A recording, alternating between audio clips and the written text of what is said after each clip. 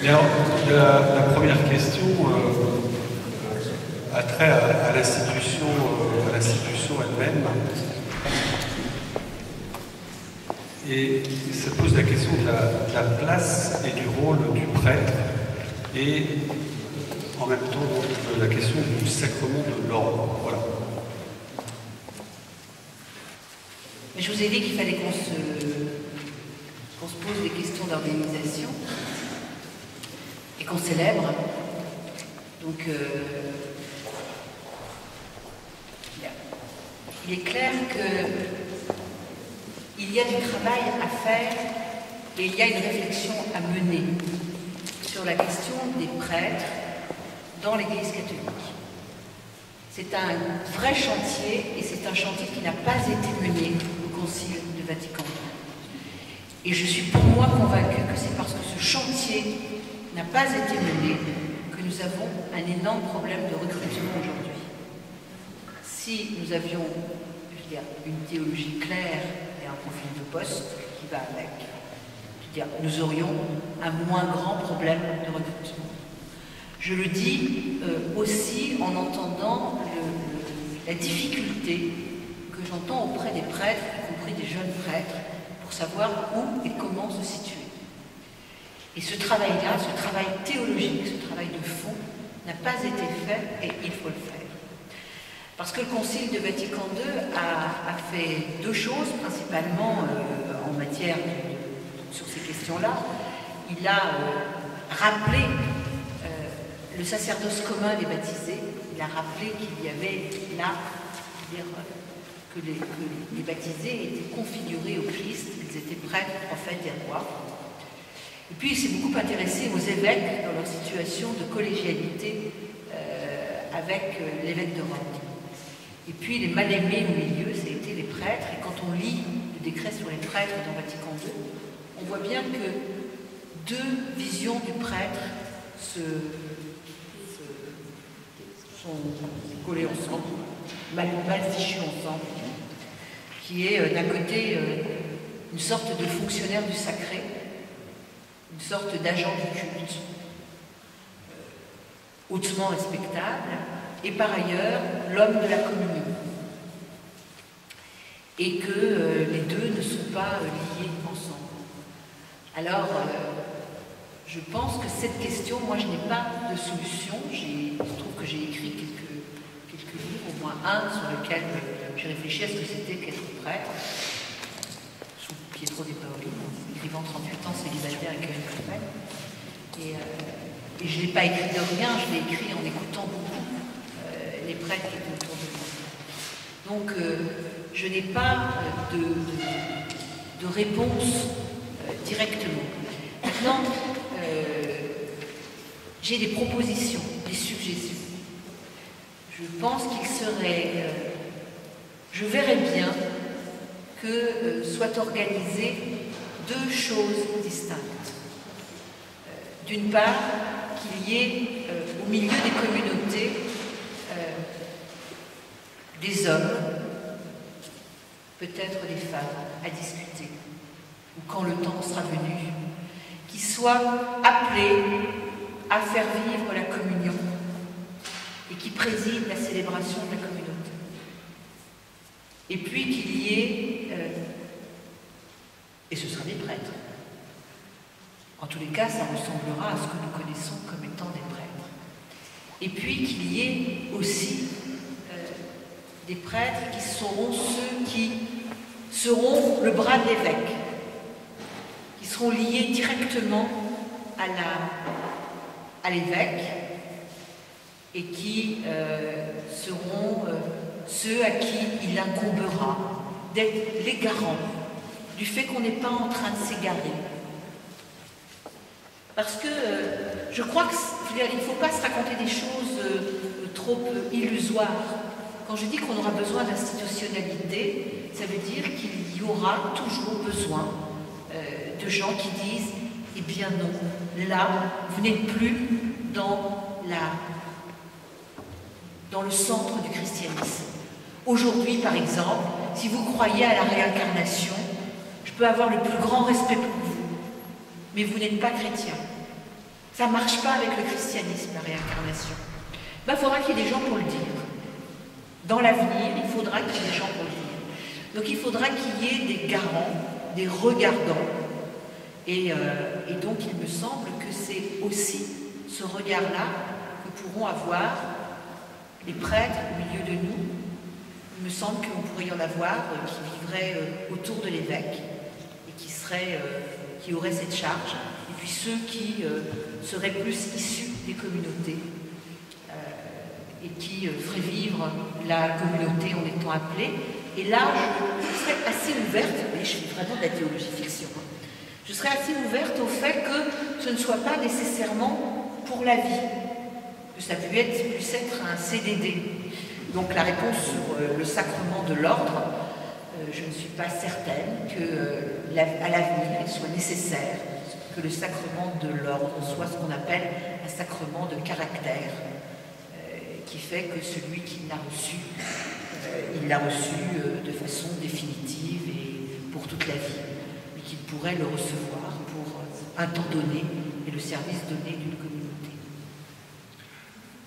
Merci. Il y a plusieurs questions qui tournent, et c'est pas surprenant, autour de la place des femmes dans l'Église, et effectivement, vous êtes bien placé pour y répondre. Je signale, je pense que Christine Pelotti m'en voudra pas, un autre livre cette fois-ci d'Anne Soupa, qui est intitulé « Dieu aime-t-il les femmes ?» C'est une bonne question. Et effectivement, la place des femmes dans l'Église peut paraître d'autant plus surprenante qu'à lire attentivement le Nouveau Testament, les femmes occupent une place tout à fait remarquable. Et je donnerai juste un seul exemple. Les premiers à qui le Christ montre ressuscité, ce sont des femmes. Si je donne un deuxième exemple qui me tient aussi à cœur, c'est la rencontre de Jésus avec la Samaritaine, qui fait partie, je pense, des passages les plus importants, en tout cas les plus bouleversants en ce qui me concerne, et qui dit beaucoup de ce qu'est la religion, si tant est d'ailleurs que le christianisme soit une religion, c'est l'autre question. Donc, je reviens aux femmes. Est-ce que vous pouvez nous parler un peu plus de la femme dans l'Église? Elles sont nombreuses à rendre service, et la parité est encore à gagner. Pour que la parité existe, donnez-nous des moyens, des stratégies concrètes. Voilà.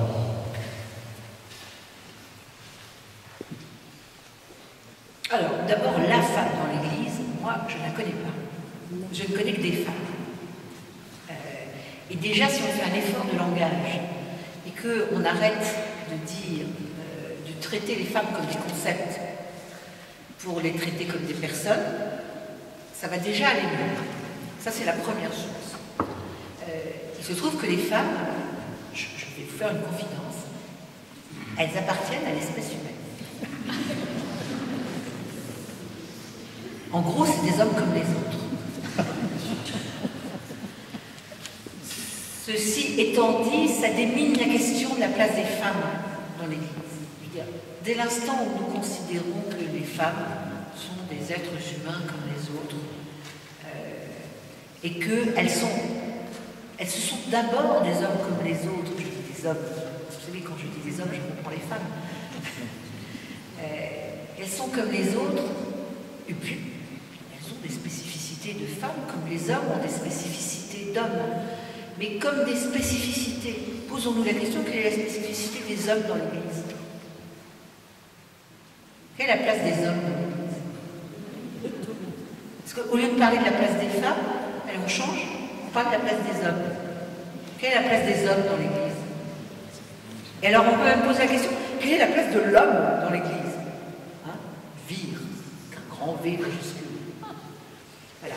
Alors j'essaie d'en plaisanter, mais je crois que il y a aussi une façon de nettoyer notre langage sur cette question-là.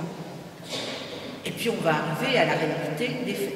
La réalité des faits, c'est à la fois ce que dit François Verceletto, c'est-à-dire que quand on regarde de près dans l'Évangile, il y a une véritable singularité dans la présence des femmes autour de Jésus.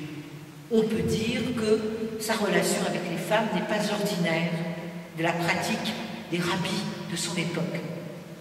Ça, c'est certain. Il reste qu'il vit dans un monde, vous avez vu que Jésus n'avait pas de permis de conduire. Si, je vous assure. Je dis par provocation ça, c'est-à-dire qu'on ne peut pas non plus demander à ce qu'il soit, je veux dire, dans une culture différente de la sienne. Les femmes, au temps du Christ, n'avaient pas de vie publique. Je veux dire, elles n'appartenaient pas, elles n'entraient pas dans la sphère de la vie publique. Pour des personnes qui n'entraient pas dans la sphère de la vie publique, la place des femmes dans l'Évangile est impressionnante, étonnante. Il a vraiment fallu que nous soyons dans un monde extrêmement patriarcal pour que cette singularité soit gommée. Au point qu'on a en effet gommé le fait que c'était aux femmes que la résurrection était annoncée. Un truc absolument incroyable. Alors maintenant, on s'en souvient. Si nous prenons très tranquillement en charge, en considération, le fait que la Bible et l'Évangile et une large part de la tradition de l'Église est marquée par une tradition patriarcale, et que nous disons, ben, c'est comme ça, ça ne juge pas ce qui était avant nous. Mais nous, aujourd'hui, comment est-ce qu'on va vivre?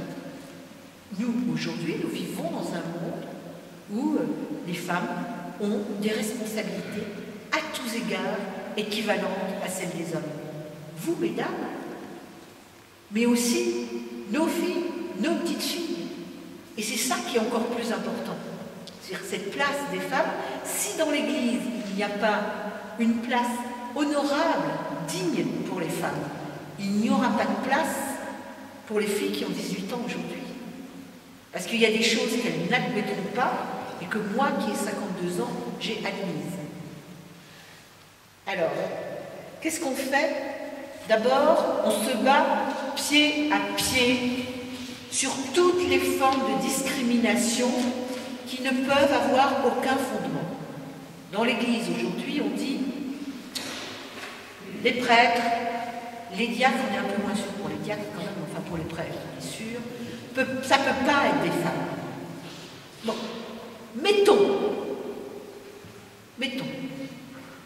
retenons cette hypothèse.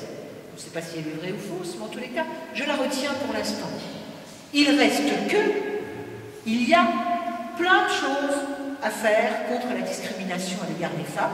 C'est d'ailleurs pour ça que le comité de la jupe se bat sur les petites filles enfants de cœur, sur les femmes qui donnent la communion, sur, vous allez voir, le jeudi saint, dans vos églises, est-ce qu'on lavera les pieds des femmes ou pas? Ou est-ce qu'on trouvera que c'est trop érotique? Ben oui, ça doit être ça.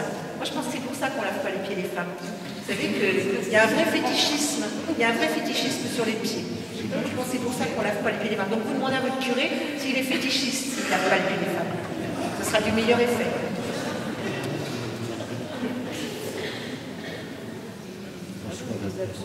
Voilà, donc on se bat là-dessus. Et puis, on croit aussi que si on est sûr de soi, vous, mesdames, mais vous aussi, messieurs, je veux dire, sûr de la légitimité qu'ont les hommes et les femmes à être de façon équivalente et équitable, ensemble, eh bien les choses changeront.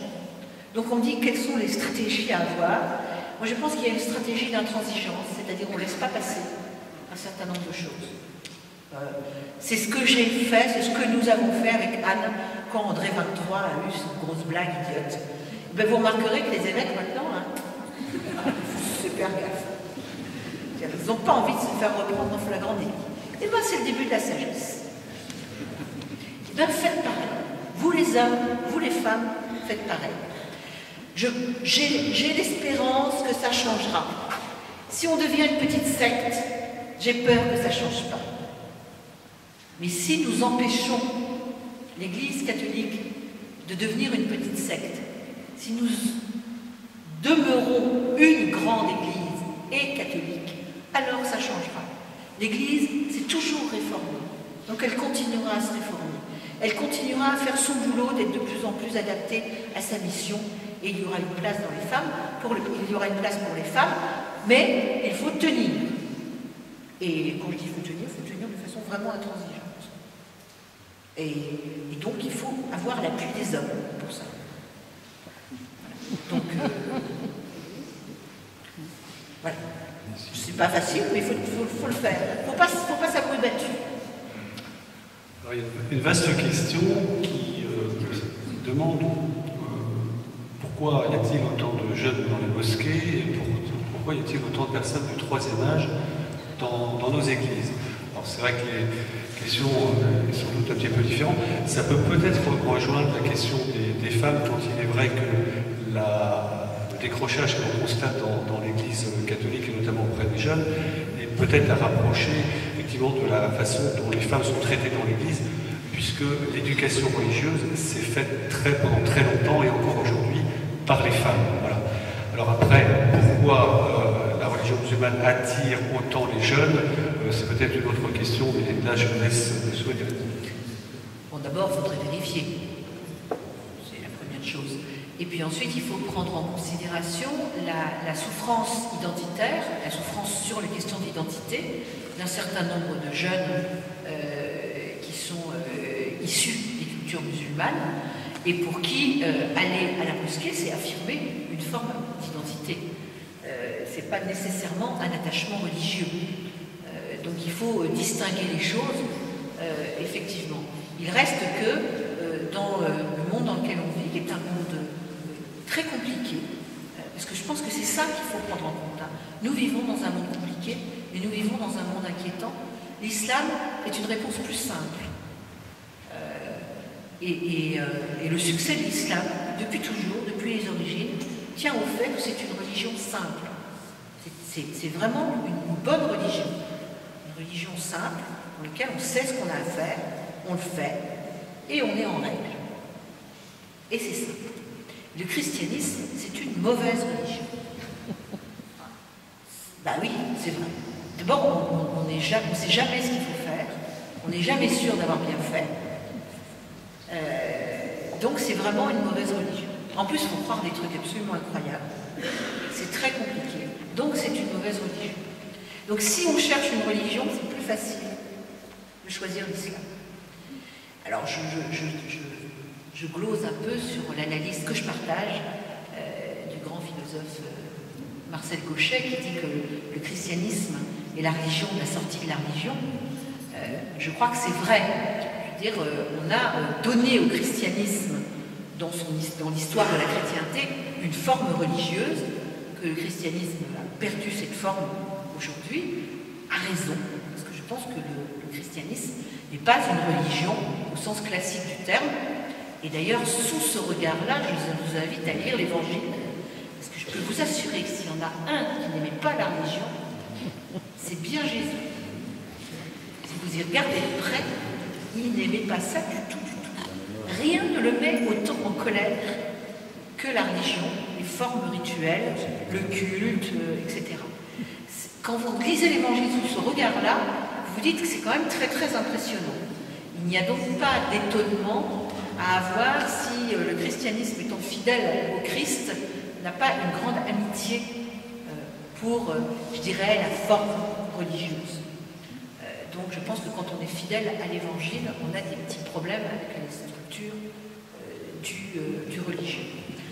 L'islam est une religion plus simple, et donc eh bien, ça aide les gens. Il faut regarder ça en face. Hein. Moi je pense très franchement que le christianisme ne sera plus jamais une religion de masse. C'est pas la peine de se raconter des histoires, c'est terminé. D'ailleurs, c'était une religion de masse parce que c'était, je veux dire, on était catholique, on était chrétien, comme on est français aujourd'hui, par état civil. Hein, il suffisait de naître pour être chrétien. Hein, j'ai une amie qui est au Québec, elle a 60 ans, elle fait partie d'un groupe de gym de seniors. En fait, elle a 62 ans. Groupe de gym de seniors, c'est à partir de 60 ans. Elle s'inscrit au groupe de gym. On lui dit, il faut que vous apportiez votre certificat de baptême. Elle dit, bah, je m'étais inscrite à un groupe de gym laïque, pas un groupe de gym religieux. Elle lui dit, mais oui, c'est parce que vous êtes française, parce qu'au-dessus de 60 ans, chez les Québécois, il n'y a pas d'état civil, il n'y a qu'un certificat de baptême. Pourtant, est-ce que vous n'avez pas une vision un peu trop occidentale des choses? Et si on en croit encore les dernières statistiques qui viennent de publier sur l'état des religions dans le monde, le christianisme est de loin et même de très loin la première religion sur la planète, et encore vu ses effectifs en croissance. Ça rejoint une question qui concerne l'Église en Afrique, qui peut, peut-être vu d'ici, hein, vous allez nous le dire, témoigner d'une certaine forme de vitalité et qui peut-être laissera penser que ce que vous dites est peut-être un peu différent selon les latitudes. Alors, il est évident que les questions sont très différentes suivant les latitudes. Ça, c'est sûr. Sur l'Église d'Afrique, je ne serais pas très optimiste. L'Église d'Afrique souffre de maux, des maux des jeunes églises, des maux dont nous avons souffert dans des temps plus anciens. On appelle ça, nous, selon nos termes modernes, de la corruption. En termes anciens, ça s'appelle de la simonie. C'est le fait de vendre les sacrements. Aujourd'hui, c'est une gangrène dans le clergé africain, à part le fait que le célibat est quasi impossible à tenir pour le clergé africain. Ça n'appartient pas du tout à la culture africaine d'être célibataire. Il se trouve qu'en plus, les moyens n'étant pas au rendez-vous, dans bien des cas, en fait, les moyens qu'ont les prêtres africains, c'est le même que ceux qu'avaient les prêtres à l'époque médiévale en France. On vend les sacrements, on vend le sacré. Ça s'appelle la simonie. Je considère que ce n'est pas une situation totalement enviable. J'ai rencontré il y a fort peu de temps un ami africain qui est camerounais, qui est un laïc, qui a une cinquantaine d'années, qui est le secrétaire général de 14 Caritas africaines. Donc c'est une bonne vision sur la situation du clergé africain, qui rencontre les conférences épiscopales africaines. Si j'en crois la description qu'il me fait, on est plutôt bien lotis en comparaison. Si on va regarder l'Amérique latine, on est dans une situation là difficile parce que il y a deux maux qui affligent la présence catholique en Amérique latine. La première, ce sont les effets de la sécularisation, c'est-à-dire les parties de la population qui en fait accèdent à un confort matériel, en fait sont sécularisées comme chez nous. Et puis dans les parties plus populaires de la population, les évangéliques sont beaucoup plus efficaces que les catholiques. Et on arrive quand même à des chiffres absolument terribles, puisque aujourd'hui, chez les moins de 25 ans au Brésil, il y a moins de la moitié de la population se déclare catholique, ce qui est absolument considérable. Donc il n'y a pas de quoi jubiler. Alors, ensuite, les États-Unis sont une forme d'exception. Il y a une forme de vitalité de l'Église américaine qu'on doit effectivement observer, pas de l'Église québécoise, mais de l'Église nord-américaine. Et puis il y a quelques incroyables anomalies, comme par exemple le Vietnam, où il y a 7 millions de catholiques, 1500 prêtres dans les séminaires. On fait passer des examens tellement il y a de candidats. Et d'ailleurs, un certain nombre de communautés religieuses aujourd'hui trouvent leurs ressources et leurs candidats pour survivre parmi les Vietnamiens. Et quant à moi, je n'ai pas d'explication particulière sur cette incroyable abondance des vocations au Vietnam. Néanmoins, quand on fait les moyennes, et même si la population des catholiques augmente, si on prend un critère que je ne crois pas complètement juste pour ma part, mais qu'en tous les cas l'administration romaine considère comme décisif, qui est le nombre de prêtres, le taux d'encadrement baisse.